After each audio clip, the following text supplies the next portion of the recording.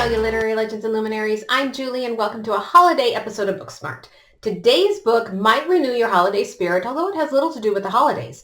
It's called World of Wonders, in praise of fireflies, whale sharks, and other astonishments by Aimee Nezhukumatathil. This book will just make you feel so delightful. This was Barnes & Noble's Book of the Year in 2020. Yes, I'm a bit behind, but the book is still displayed on their tables. I've picked it up and put it down several times. I'm always skeptical of those books that are chosen for awards. They either seem to fall into one of two categories. One, that a random few decided that the book had hoity-toity literary merit but isn't really read by the masses, or two, that someone important decided that it's a book everyone should read and so everyone does. I'm a very skeptical person. The universe decided I should read World of Wonders when I found it at my used bookstore. Without hesitation, I bought it, essentially because it was free, because I have an outstanding book credit there. And I was not the least disappointed in it. Only myself, for I should have read it years ago. Let me begin by saying that World of Wonders is probably not for everyone, yet there's this part of me that says it should be. Nonfiction is a category of books that are never read by the masses, except in cases of a memoir that someone like Oprah or Reese Witherspoon has selected for their book clubs. What Aimee Nezhukumatathil has done, and from here on out, I'm going to call her Amy because I know I am slaughtering her last name, she has combined memoir with science and taken elements of poetry to craft perfect paragraphs about all the things in nature we ignore. She ties these natural elements into her life story. No, readers will not get a comprehensive look at Amy's childhood or adulthood like you would from a typical memoir.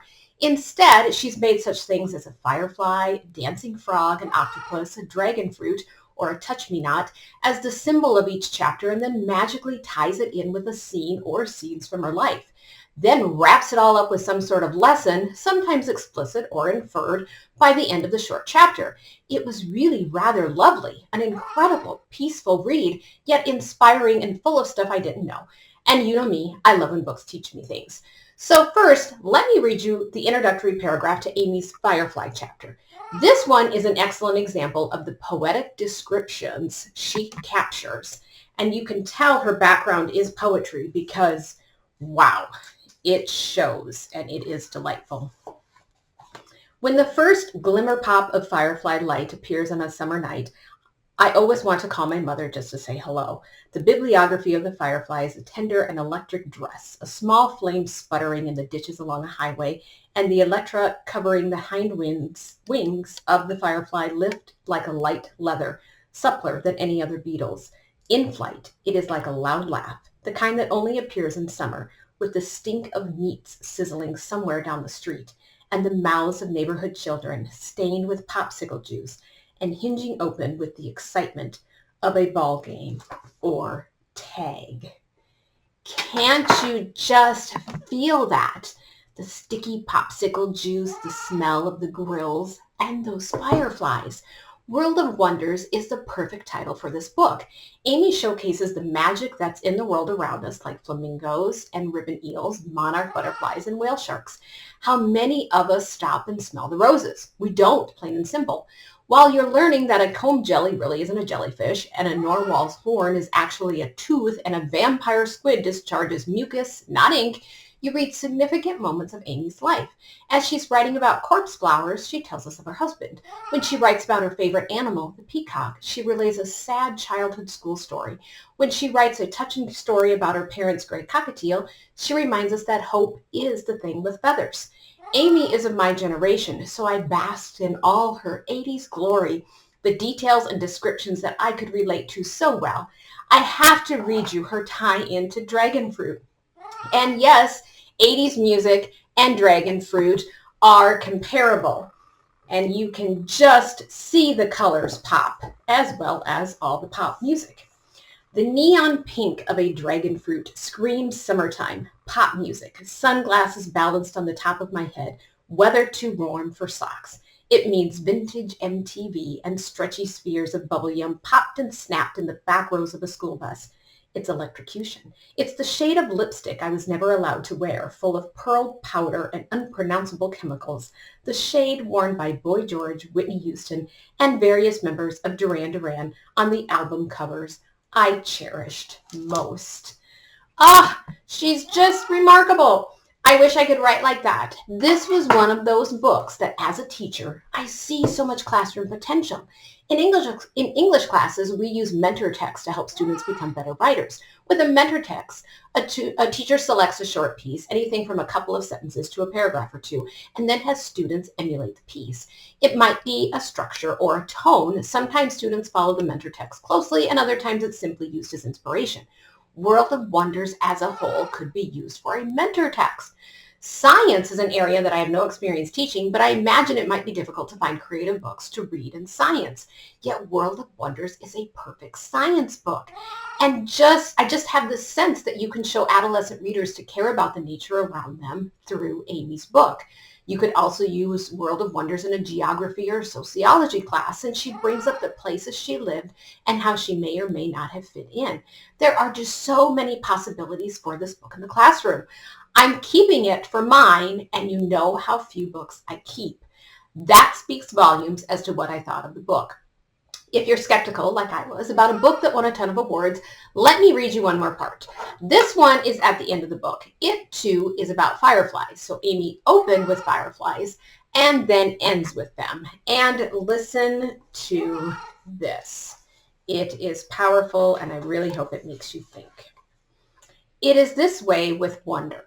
It takes a bit of patience, and it takes putting yourself in the right place at the right time. It requires that we be curious enough to forego our small distractions in order to find the world.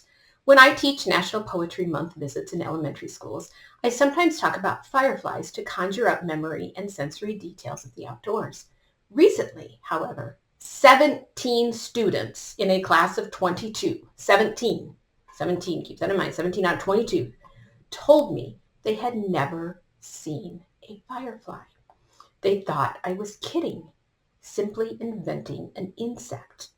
So I asked them what they did for fun in that crepuscular pink time just before dinner. When I was growing up, I played kickball, tag, riding bikes, anything really, until my parents flicked on the porch light. But the students' most common answer? Video games and movies. In other words, they were always indoors, and usually in front of a screen. How utterly dreadful to have never had the childhood joy of seeing fireflies, to live your life through a screen or on a screen, to never look up and actually see the world around you. And that's the power of Aimee's book. If you're an older reader like me, it reminds you of a life before smartphones, and you'll remember along with Aimee's stories of those connections to trees and animals and flowers and bugs. It will inspire you to jot down your own stories, to capture those moments that feel way too long ago. If you are not of my generation and are much younger, maybe, just maybe, you put your phone down long enough to experience the nature around you. Maybe the next time you're walking from point A to point B, you'll walk without looking at your phone and pay attention. That in itself appears to be a recurring theme in my recent Booksmart episodes. Corey Taylor, full of profanity, yelled at his readers for not paying attention. And secondhand, Adam Minter gently prods us into paying attention to what we buy and how long we keep it. Melissa Gilbert, half pine herself, reminds her readers all the contentment that can be found on the prairie. World of Wonders puts the exclamation point on all their work. Aimee draws readers into her profound connections to nature, where we ponder our own connections, or lack thereof, and how we might want to pay more attention to all that magic and beauty. World of Wonders deserved every award. It was so worth the read. And this is the perfect time to read Aimee's book. It will bring you a connection with the world around you this holiday season and inspire you to make changes for the new year that's just a week away.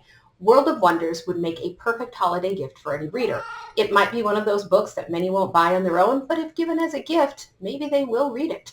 And if you give it a chance, you'll be so happy you read it. May there be more books like World of Wonders, but that will only happen if we start paying attention to the world beyond our phones. Happy holidays! As always, my goal at Booksmart is to get a little bit smarter, one book at a time.